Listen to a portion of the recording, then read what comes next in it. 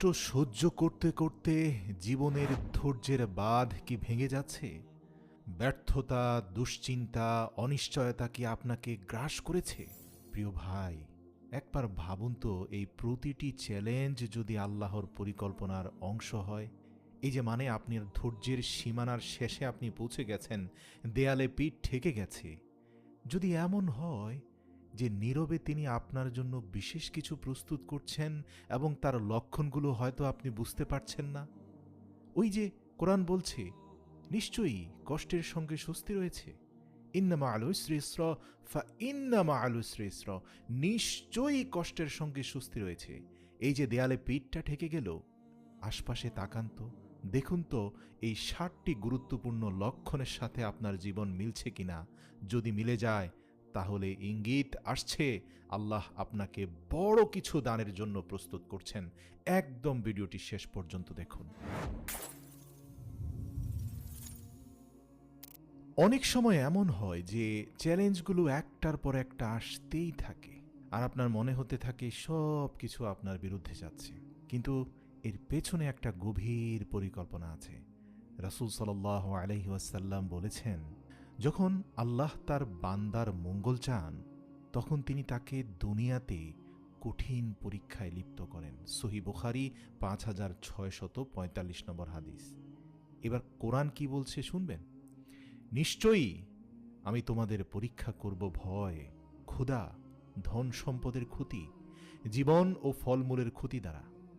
আর তুমি সুসংবাদ দাও ধৈর্যশীলদের, যারা বিপদে পড়লে বলে, আমরা তো আল্লাহর জন্য এবং নিশ্চয়ই আমরা তার দিকেই ফিরে যাব। সূরা আল বাকারা। একবার হযরত বেলাল রাদিয়াল্লাহু তাআলা আনহুর কথাটা মনে করুন তো। ইসলামের সূচনা লগ্নে কঠিন নির্যাতনের শিকার হন তিনি, কিন্তু তিনি ঈমান ছাড়েননি।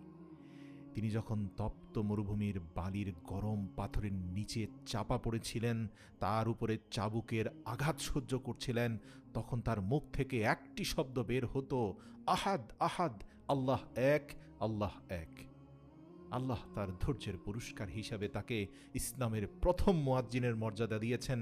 কিয়ামতের ময়দানে তার মাথা সবার মাথার উপরে থাকবে এবং তিনি হবেন পৃথিবীর সর্বশ্রেষ্ঠ মুয়াজ্জিন।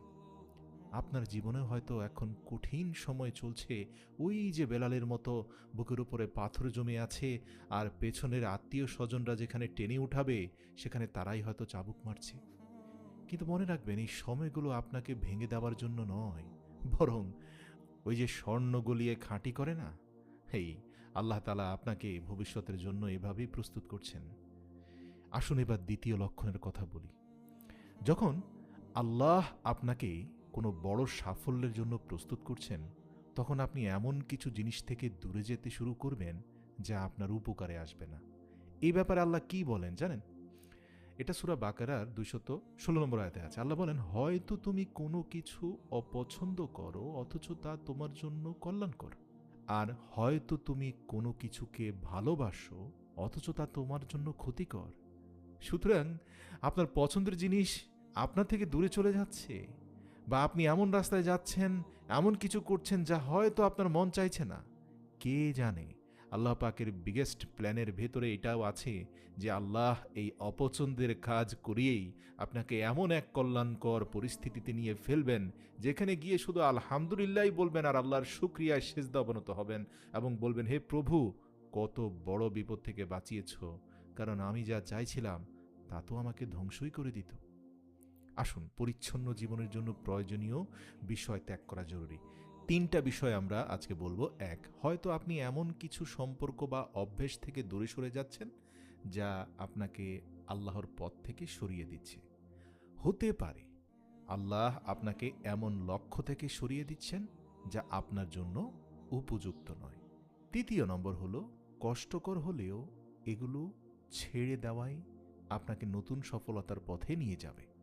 এই 3টা পয়েন্ট মাথায় ঢুকিয়ে রাখুন, তাহলে আর খারাপ লাগবে না পছন্দের জিনিস চলে যাওয়া নিয়ে। আসুন 3য় লক্ষণের বিষয়ে কথা বলি, ধৈর্যের শক্তি বৃদ্ধি।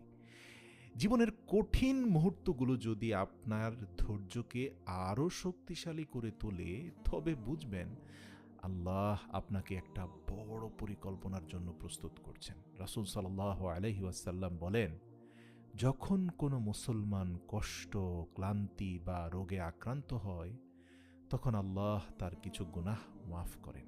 সহিহ বুখারী 5641 নম্বর হাদিস। একবার হজরত আইয়ুব আলাইহিসসালামের ধৈর্যের কথাটা মনে করুন না। দীর্ঘ 18 বছর কঠিন রোগে আক্রান্ত ছিলেন। তিনি এত ধনী ছিলেন যে বিশাল সম্পদ ছিল, কিন্তু আল্লাহ তাকে পরীক্ষা করার জন্য সব কিছু কেড়ে নেন। সন্তান, সন্ততি, সম্পদ, রাজত্ব সব কেড়ে নেন। অবশেষে আল্লাহ তাকে সুস্থ করে দেন এবং আগের চেয়ে 10 গুণ বেশি বাড়িয়ে দেন। এ ব্যাপারে সূরা সোয়াদে 44 নম্বর আয়াতে আল্লাহ বলেন, আমি তাকে ধৈর্যশীল পেয়েছি, সে ছিল উত্তম বান্দা, সে বারবার আমার দিকে ফিরে আসতো। তাই প্রিয় ভাই, অধৈর্য হয়ে অন্যদিকে হাত না পেতে ওই একটি জায়গায় চাইতে থাকুন যেখানে ধৈর্য ধরে হয়তো গত কয়েকটি বছর ধরেই চেয়ে আসছেন। ধৈর্য হারাবেন না ভাই, পাওয়ার জায়গা একটাই। হয়তো আপনার প্রভু আপনাকে বড় কিছু দেওয়ার জন্য প্রস্তুত করছেন, সময় নিচ্ছেন। মনে রাখবেন, সময়টা যদি আপনার প্রভু নিয়ে থাকেন তাহলে কল্যাণের জন্যই নিচ্ছেন। চতুর্থ লক্ষণ বলি, বারবার ব্যর্থতার সম্মুখীন হওয়া। আমরা অনেক সময় একের পর এক ব্যর্থতার সম্মুখীন হই। হতে পারে সেটা চাকরিতে, সম্পর্কতে বা ব্যক্তিগত লক্ষ্য পূরণে। কিন্তু ভাই, মনে রাখবেন, এটাই আল্লাহর পক্ষ থেকে আপনার জন্য একটা পরীক্ষা হতে পারে।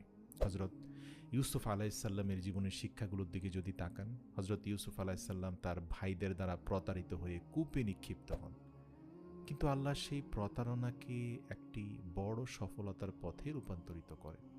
তিনি মিশরের শাসকের মর্যাদায় আসীন হন। এখান থেকে শিক্ষা নেওয়া যায়, আপনার ব্যর্থতা হয়তো আপনাকে অনেক বড় সফলতার দিকে নিয়ে যাচ্ছে। পঞ্চম লক্ষণ বলি, কিছু মানুষের সাথে দূরত্ব সৃষ্টি হয়ে যাবে। কিন্তু ভাই, আল্লাহ যখন আপনাকে বড় কোনো লক্ষ্যের দিকে নিয়ে যেতে চান, তখন আপনি দেখবেন যে কিছু মানুষের সাথে আপনার দূরত্ব বেড়ে যাচ্ছে। হয়তো মনের গভীরে তাদের প্রতি ভালোবাসা আছে, আপনি হঠাৎ করে ভাবছেন এমনটা কেন হচ্ছে। ভাই, আল্লাহর রাসূল বলেছেন, মানুষ তার বন্ধুদের দিন অনুসারে চলবে। তাই তোমার দেখা উচিত কাকে বন্ধু বানাচ্ছ। হয়তো আল্লাহ এমন কাউকে সরিয়ে দিচ্ছে যেখানে আপনার নাফস তার প্রতি ভালোবাসা পোষণ করছে, কিন্তু আপনার বিবেক তাকে আর চাইছে না। আপনার বিবেক আপনাকে ঠিকই চিরন্তন কল্যাণের দিকে নিয়ে যেতে চাইছে বলেই ওই বন্ধুর সাথে একটা পরিকল্পিত দূরত্ব তৈরি করছে। এবার ষষ্ঠ লক্ষণের দিকে খেয়াল রাখুন, সহায়ক মানুষদের পেয়ে যাবেন। আল্লাহ যখন আপনার জন্য বড় কিছু নির্ধারণ করেন, তিনি আপনাকে সঠিক ও ন্যাক্কার মানুষের সাথে সংযুক্ত করবেন। মানে আপনি আপনার চারপাশে অনেক ন্যাক্কারদের আনাগোনা পাবেন। আপনার ফ্রেন্ড সার্কেল, আপনার আশপাশের সারাউন্ডিং চেঞ্জ হতে থাকবে। এই লক্ষণগুলোর দিকে নজর রাখবেন। সপ্তম লক্ষণ হলো অতীত ছেড়ে এগিয়ে চলার তাগিদ অনুভব করা। আল্লাহ বলেন, তোমরা দুর্বল হও না, দুঃখ করো না, তোমরাই বিজয়ী হবে যদি তোমরা ঈমানদার হও। সূরা আলে ইমরান 139 নম্বর আয়াত। যদি এই লক্ষণগুলো আপনার জীবনে থাকে, তাহলে জানবেন আল্লাহ আপনাকে একটি বড় সফলতার জন্য তৈরি করছেন।